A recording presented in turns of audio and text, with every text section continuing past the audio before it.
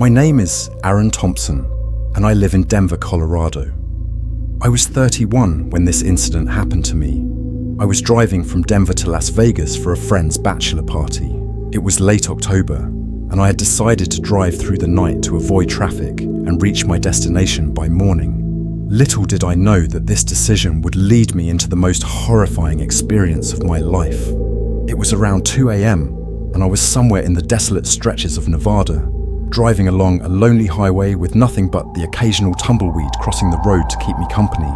The road was empty, no other cars, no signs of life, just miles of dark desert under a starless sky. My headlights cut through the darkness, illuminating the endless ribbon of asphalt ahead of me. I was listening to some music to keep myself awake when I saw something up ahead, a figure standing by the side of the road. As I got closer, I realized it was a man, standing perfectly still with his thumb out, signaling for a ride. He was dressed in a faded brown jacket and jeans, his face obscured by the shadow of a wide-brimmed hat. I hesitated for a moment. Picking up a hitchhiker in the middle of nowhere at that hour seemed like a bad idea, but the sight of him standing there alone, miles from any town, made me feel uneasy. What if he was in trouble? Against my better judgment, I slowed down and pulled over. He didn't move at first, just stood there, staring at the ground. I rolled down the window and called out, asking if he needed a ride. He finally looked up, and I could see his face. A weathered, expressionless mask, with eyes that seemed hollow, like they had seen too much. "Thanks," he said in a flat, emotionless tone, as he opened the door and climbed into the passenger seat. He didn't have any luggage, just the clothes on his back. As soon as he sat down, a strange tension filled the car. The air felt heavy, almost suffocating, and I felt a chill run down my spine. I asked him where he was headed, and he replied, "Just down the road." His voice was low, almost a whisper, and there was something about it that made me uncomfortable. We drove in silence for a while, the only sound the hum of the engine and the tires on the pavement. I kept glancing at him out of the corner of my eye, trying to get a better read on him, but he just stared straight ahead, his hands resting in his lap. After about 20 minutes, he suddenly spoke. "You should be careful around here," he said, his voice barely above a whisper. "These roads, they're not safe." I asked him what he meant, but he didn't respond. He just kept staring ahead, his face emotionless. The tension in the car was becoming unbearable, and I was starting to regret picking him up. Then, without warning, he turned to me, his eyes locking onto mine. "You need to stop the car," he said in a voice that was both calm and commanding. I felt a surge of panic. There was something in his tone that made me feel like I didn't have a choice. I pulled over to the side of the road and stopped the car, my heart racing. He opened the door and stepped out without another word. I watched as he walked into the darkness, disappearing into the night without a trace. I sat there for a few minutes, trying to process what had just happened. Something about the encounter felt wrong, like I had narrowly avoided something terrible. I eventually shook it off and continued driving, but the feeling of unease stayed with me. About 10 miles down the road, I saw something that made my blood run cold. There, by the side of the road, was the same man, standing in the same spot where I had picked him up. I slammed on the brakes, my heart pounding in my chest. How could he be there? I had just dropped him off miles back. My hands were shaking as I stared at him through the windshield, trying to make sense of what I was seeing. He didn't move, didn't even acknowledge the car. He just stood there, staring at the ground with his thumb out. I didn't wait to find out what would happen next. I floored the gas pedal and sped past him, not daring to look back.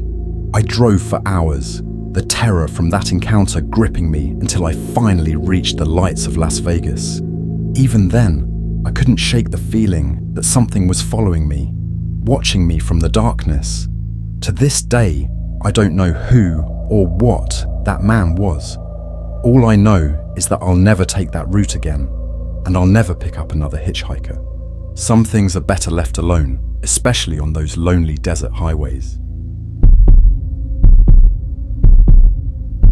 My name is Ryan Jacobs, and I live in Atlanta, Georgia. I was 27 when I decided to take a cross-country road trip to clear my head after a rough breakup. My plan was to drive from Atlanta to Los Angeles, taking my time to see the sights along the way. But somewhere in Arizona, I had an experience that I'll never forget. A night spent in an old, abandoned motel that still gives me nightmares. It was late, and I'd been driving for hours, hoping to find a place to rest for the night. The stretch of highway I was on was desolate, with no towns or gas stations in sight. My eyelids were getting heavy, and I knew I had to stop soon before I fell asleep at the wheel. Finally, I saw a sign for a motel up ahead, a flickering neon light that read, Desert Haven Motel. The place looked run down, with peeling paint and broken windows, but I was too tired to be picky. I pulled into the gravel lot, the crunch of the tires the only sound in the still night. The motel office was dark, but the door was unlocked. I stepped inside, the musty smell of decay hitting me like a wall. There was a bell on the counter, and I rang it, hoping someone would come out to check me in. After a few minutes, an old man appeared from the back, his face gaunt and pale. He didn't say much, just handed me a key with a room number on it, and told me to pay in the morning. His voice was flat, almost robotic, and his eyes seemed distant, like he wasn't really there. I took the key and headed to my room, trying to ignore the unsettling vibe of the place. The hallway was dimly lit, the wallpaper peeling off in long strips, and the carpet was damp and sticky underfoot. When I reached my room, I hesitated before opening the door, a sense of dread creeping up my spine. The room was small and dirty, with a single bed covered in a threadbare blanket. The walls were stained with watermarks, and the air was thick with the smell of mildew. I dropped my bag on the floor and sat on the edge of the bed, too tired to care about the state of the place. I tried to sleep, but something felt off. The silence was oppressive, and the darkness seemed to press in on me from all sides. I could hear faint noises, like whispers, coming from the walls, but I told myself it was just my imagination. A few hours later, I was jolted awake by a loud bang. My heart was racing as I sat up, trying to figure out where the noise had come from. It sounded like it was right outside my door. I got up and opened the door a crack, peering out into the dark hallway. There was nothing there, just the same empty corridor. But as I was about to close the door, I heard it again, a soft whisper coming from down the hall. It was faint, but I could just make out the words, "Get out!" I slammed the door shut, my mind racing. I knew something was wrong with this place, something I couldn't explain. I grabbed my bag and threw it over my shoulder, determined to leave right then and there. As I stepped out into the hallway, I noticed something strange. The door to the room next to mine was wide open. I hadn't seen anyone else when I checked in, and the thought of someone else being in the motel sent a chill down my spine. I walked past the open door, trying not to look inside, but my curiosity got the better of me. I glanced inside, and what I saw made my blood run cold. The room was empty, but the walls were covered in scratches, like someone had clawed at them desperately. The bed was overturned, and the window was shattered, shards of glass scattered across the floor. But what really terrified me was the writing on the wall, scrawled in what looked like blood. "Don't stay." I didn't wait to see what would happen next. I ran out of the motel, not stopping until I was back in my car. I drove through the night, not caring where I was going, just wanting to get as far away from that place as possible. The next morning, I found myself in a small town, exhausted and shaken. I went to a diner and asked the waitress if she knew anything about the Desert Haven Motel. She gave me a strange look and told me that the motel had been abandoned for years, ever since a string of murders had occurred there back in the 1980s. The killer was never caught, and the place had been left to rot ever since. I still don't know what I experienced that night, but I've never been able to forget it. The memory of that motel haunts me, and I'll never be able to shake the feeling that something was in there with me, something that wanted me to leave, or worse. My name is Jake Rivers, and I live in Salt Lake City, Utah. I was 25 when this happened, during a road trip to visit my parents in Phoenix, Arizona.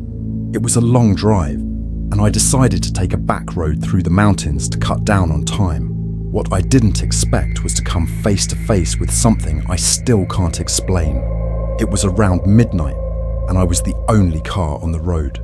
The narrow mountain pass wound its way through dense forests, the road barely visible in the pale light of the moon. I had been driving for hours, and the isolation was starting to get to me. The silence was so complete that it felt like the world had ended, and I was the only one left.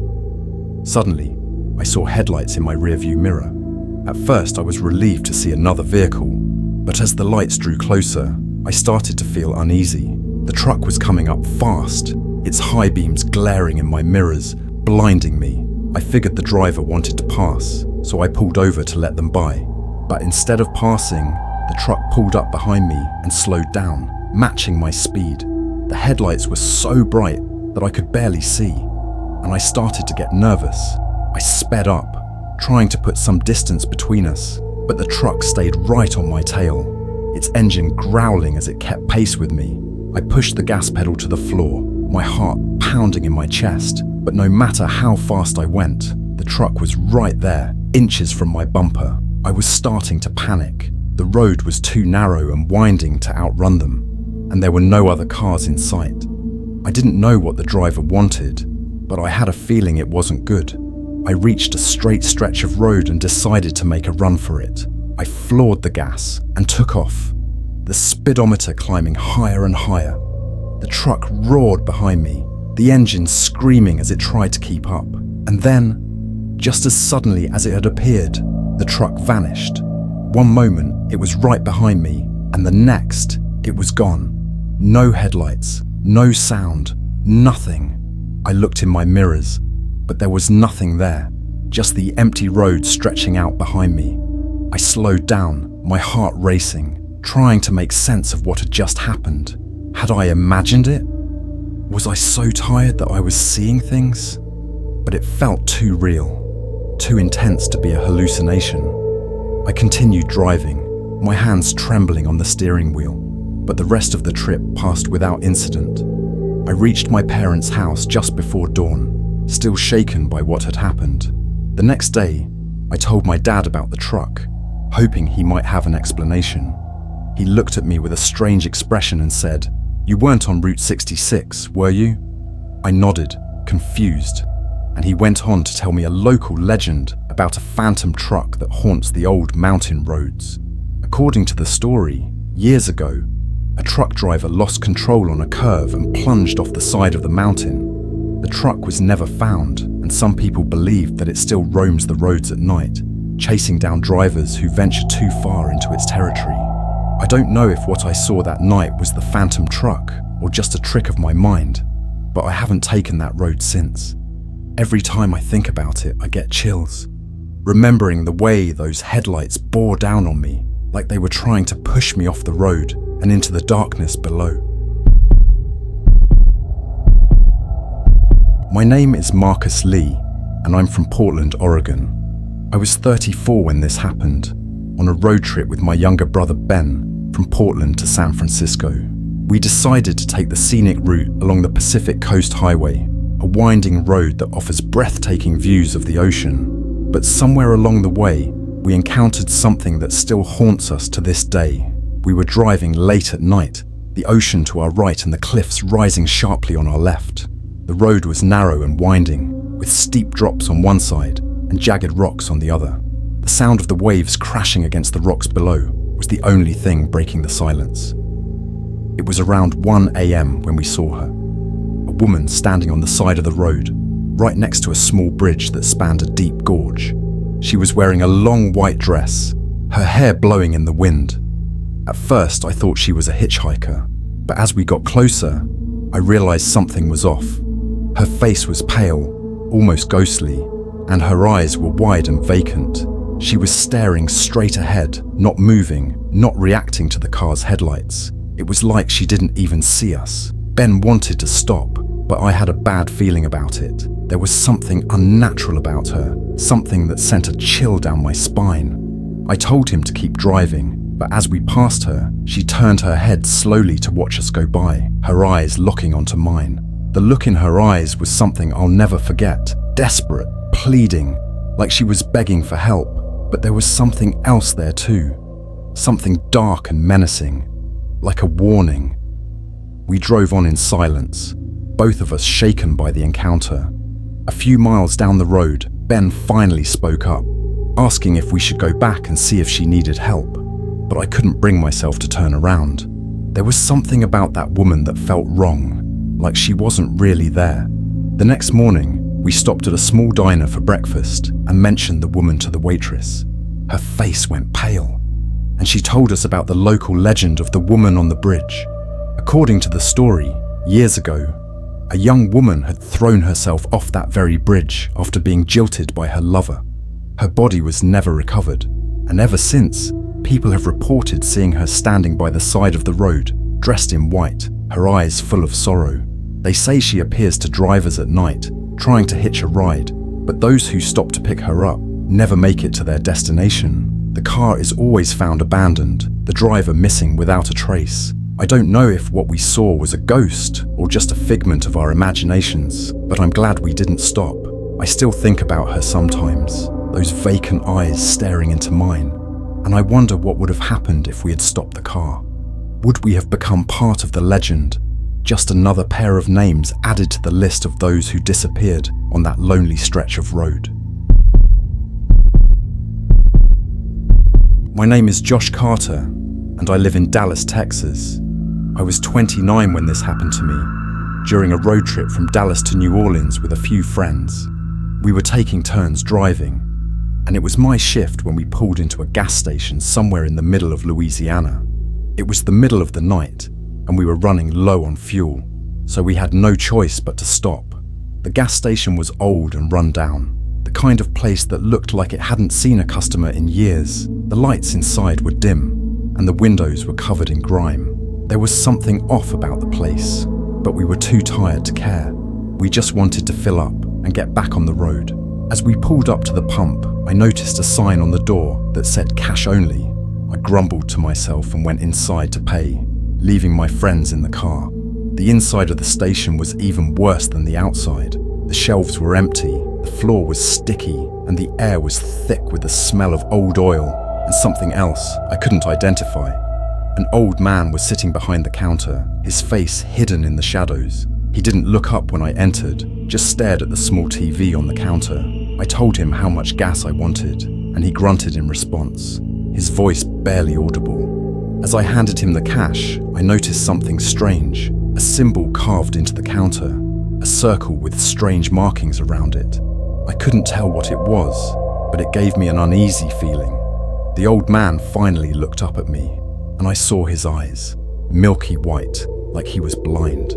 He smiled, revealing yellowed teeth, and said something that sent a chill down my spine. "Be careful on the road. It's a dangerous night." I didn't respond, just took the change and hurried back to the car. As I pumped the gas, I couldn't shake the feeling that something was wrong. The air felt heavy, like a storm was coming, but the sky was clear. We got back on the road, but the atmosphere in the car was tense. No one spoke, and I could feel the unease growing. The road was dark, the only light coming from the headlights cutting through the night. About an hour later, the car started acting up. The engine sputtered, and the headlights flickered. I tried to keep calm, but the car was losing power fast. We were in the middle of nowhere, with no cell service and no sign of civilization in sight. Finally, the car died completely, coasting to a stop on the side of the road. We were stranded, and the only thing around us was darkness. We tried to figure out what was wrong, but none of us were mechanics, and we didn't have any tools. We were stuck with no way to call for help. That's when we heard it, a low, rumbling sound, like an engine. At first, we thought it was another car, but as the sound got closer, we realized it was coming from all around us, like it was echoing through the trees. And then we saw them, lights in the distance, moving towards us. At first, we thought it was a rescue vehicle, but as it got closer, we realized it was something else. The lights weren't headlights, they were torches, and they were being carried by a group of people coming out of the woods. We couldn't see their faces, just the outlines of their figures as they moved closer, the torches casting flickering shadows on the road. There was something menacing about them, something that made my skin crawl. We locked the doors and huddled together in the car, praying they would just pass by. But they didn't. They stopped right in front of us, surrounding the car, their torches casting an eerie glow on the windows. One of them stepped forward, a tall figure with a hood covering his face. He placed a hand on the hood of the car, and I could see something glinting in his other hand, a long, curved knife. He raised the knife, and I thought for sure he was going to smash the window, but instead, he just scraped it across the hood, leaving a deep gouge in the metal. Then he stepped back, and the group started chanting. A low, guttural sound that sent shivers down my spine. The chanting grew louder, more intense, and I could feel the car shaking as they circled around us. I don't know how long it lasted, but it felt like hours. Finally, they stopped, and one by one, they disappeared into the woods, leaving us alone in the dark. We didn't waste any time. As soon as they were gone, we pushed the car off the road and hid in the trees, too scared to stay in the open. We stayed there until dawn, when we finally got the courage to come out and try to fix the car. When we looked at the hood, we saw that the symbol the man had carved was the same one I had seen on the counter at the gas station. We didn't know what it meant, but we didn't care. We just wanted to get out of there. We managed to get the car started, and we drove straight through to New Orleans, not stopping once along the way. None of us talked about what happened, and we've never spoken of it since. But I still think about it sometimes, wondering who those people were and what they were doing out there in the middle of the night. And every time I see a gas station, I get a shiver down my spine, remembering the old man's warning. It's a dangerous night.